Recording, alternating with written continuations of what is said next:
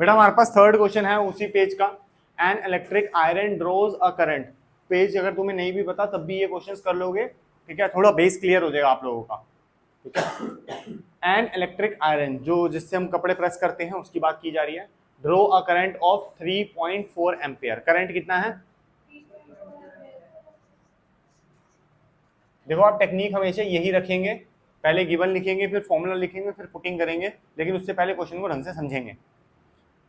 From 220 volt supply, potential difference is supply line. What current will the iron draw when connected to 110 volt supply line? अरे ये तो बात ही change होगी।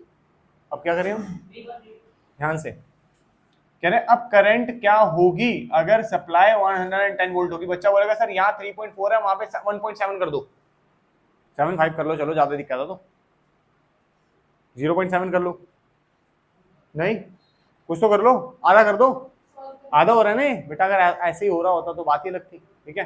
तो अभी इसके अंदर एक चीज सोचनी पड़ेगी, देखो समझो, आयरन सेम है, कपड़े प्रेस करने वाली जो आयरन है दैट इज सेम, पहले वाले केस में भी इस वाले केस में भी। अगर आयरन सेम है तो उसकी वायर सेम है, उसके अंदर लगने वाला रेसिस्टर सेम है, सब सेम है। मतलब कि वायर सेम है, उसके अंदर लगने वाला रेसिस्टर सेम है, मतलब उसका टोटल रेसिस्टेंस सेम है। चाहे करंट में कुछ भी दूं, चाहे पोटेंशियल डिफरेंस में कुछ भी दूं, रेसिस्टेंस तो सेम रहेगा, क्योंकि रेसिस्टेंस इज कांस्टेंट। याद है V is directly to I था, V is equal to I, R आया था, आर कांस्टेंट था। तुम बढ़ो तुम घटो, घटो बढ़ो, अपने को कोई लेना देना नहीं है, बस आज भी लेना देना नहीं है। तो इस क्वेश्चन में हम लोग बात करेंगे किसकी, यहां से निकालेंगे रेसिस्टेंस और यहां पुट करेंगे और फिर करंट निकालेंगे। अब वो कैसे करते हैं ध्यान से देखो, यहां ओम्स लॉ लगाएंगे फटाफट, V is equal to I R, R निकालना है, आई नीचे आ जाएगा तो V कितना है, V है आपके पास 3.4, I कितना है 220 वोल्ट। क्या उन्होंने हमसे रेजिस्टेंस मांगा है तो हम पूरा कैलकुलेट क्यों करके दे, तुम्हें मांगा होता तो हम फिर सोचते कैलकुलेशन कर लेते हैं पूरी। आगे चले, चलो फिर अब ये रेजिस्टेंस हम यहाँ यूज करेंगे, और क्यों यूज करेंगे, बिकॉज एक आयरन ही चीज है जो इस क्वेश्चन में सेम है, अदरवाइज कुछ भी। अच्छा ये पुटिंग गलत कर दी, ठीक करो उसको। V ऊपर 220 है, I कितना है 3.4, क्लियर है यहाँ तक। आगे चलो, अब इस रेजिस्टेंस को यहाँ यूज करेंगे 220 अपॉन 3.4, ठीक है जी। अब वापिस ओम्स लॉ लगाएंगे, V is equal to I R, V कितना है 110, I कितना है पता नहीं, R कितना है 220 अपॉन 3.4। इसको इससे कट करेंगे आएगा कितना 2, पॉइंट हटाएंगे आएगा 20। अब यहाँ I है और I निकालना है, तो इस वाले को पूरे को वहां ले जाएंगे। 3.4 34 क्या हो रहा है डिवाइड, उधर जाके 20 मल्टीप्लाई हो रहा है नीचे जाके डिवाइड, ठीक है।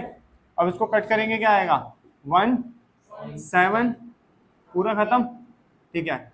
और I इज इक्वल टू क्या आया 1.7 एम्पियर। कई बच्चे भागते हुए आएंगे, बोलेंगे सर हम इसको ऐसे भी तो कर सकते हैं जैसे पहले कह रहे थे, आधा कर लो, है ना, है हाँ जी। नहीं नहीं, अगर एग्जैक्ट ऐसा क्वेश्चन है तो हो जाएगा, लेकिन ये अभी आपको प्रैक्टिस करवा रहे हैं, हम ऐसे करेंगे। अब पावर के क्वेश्चंस आएंगे, ठीक है, तो वहां पे भी अगर आप ऐसे ही मैं आपको करवा दूं हाफ कर लो चलो हो जाएगा काम, वहां पे ऐसा नहीं होगा और फिर आप गलत ट्रैक पे चले जाओगे, ठीक है।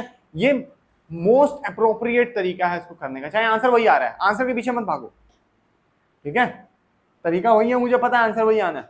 1.7 तो यहाँ पे ही बोला था, लेकिन मैं उसको क्रिटिसाइज कर रहा था ऐसा नहीं करना, क्योंकि आगे जब हमारे पास क्वेश्चंस आएंगे ऐसे ही क्वेश्चंस जिसमें हम रेजिस्टेंस लेते हुए चलेंगे, तो उसको इसी तरीके से करना है, अलग तरीके से नहीं करना।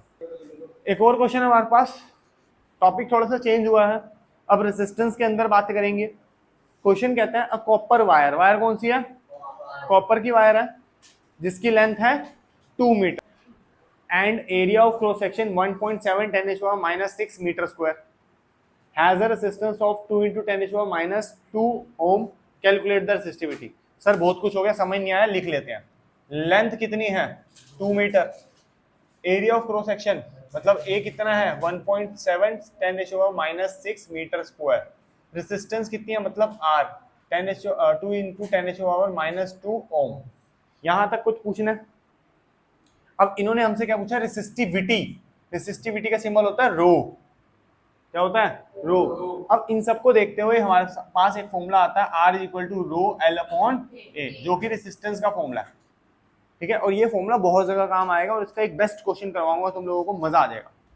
पहले इसको कर लेते हैं, चलो सिंपल। अभी है R कितना है, अब इस क्वेश्चन के अंदर ना पहले जो चाहिए वो अलग कर लिया करो इस फॉर्मूला में ही, क्योंकि बहुत सारी वैल्यूज हैं, इधर उधर करेंगे ना तो थोड़ा सा डिफिकल्ट हो जाएगा, ठीक है। पहले इसको अकेला कर लो। अब रेजिस्टेंस कितना है इसके अंदर, लेकिन हमें निकालना है रो, तो रो को अकेला कर लो। रो को अकेला करने के लिए ए इधर आएगा, एल नीचे जाएगा, रो अकेला हो जाएगा। देखो रो को अकेला करना था, एल मल्टीप्लाई में था, डिवाइड हुआ, और हमारे पास ए जो था डिवाइड में था, इधर आके मल्टीप्लाई हुआ। आई बात समझ? जो गिवन है उसको कर लेते हैं। हाँ जी, रिटर्न डाउन। वो आर कितना है, 2 इंटू 10⁻², एरिया है 1.7 10⁻⁻6 अपॉन लेंथ कितनी है 2 मीटर, 2 से 2 गया, ये 10⁻² है, मतलब कि यहाँ से हट के कहाँ चला जाएगा, नीचे, और प्लस का हो जाएगा। ये भी 10⁻6 है, यहाँ से भी हट के कहाँ चला जाएगा, 10⁻6 था, प्लस 6 हो जाएगा। ऊपर क्या बचा, 1.7 इंटू 10⁻8। जो नीचे गए थे उनको ऊपर ले आओ, या ऊपर ही प्लस कर सकते हो तो ऊपर कर लो। नहीं चाहिए भैया, समझा रहा हूँ कि माइनस वाले कैसे वर्कआउट कर सकते हैं, ठीक है। नीचे गए थे, कितने हो गए टोटल, 8 हो गए, क्योंकि नीचे थे ऊपर लिखेंगे तो वापस क्या लिखना पड़ेगा, -8। मैक्सिमम बच्चों को माइनस का मतलब समझ नहीं आता, इसलिए इस क्वेश्चन में थोड़ा सा आगे पीछे करके समझा रहा हूँ। अगर तुम्हें आता है समझ तो यहीं का यहीं ऊपर का ऊपर ही निपटा भी सकते हो, ठीक है। तो what we get, the rho की ऐसे नोट होती है ओम मीटर। ये नहीं लगाई तो मैडम पहले इसी का इंतजार कर रही है कि तुम ना लगाओ और हमने काटा मार देना, ठीक है।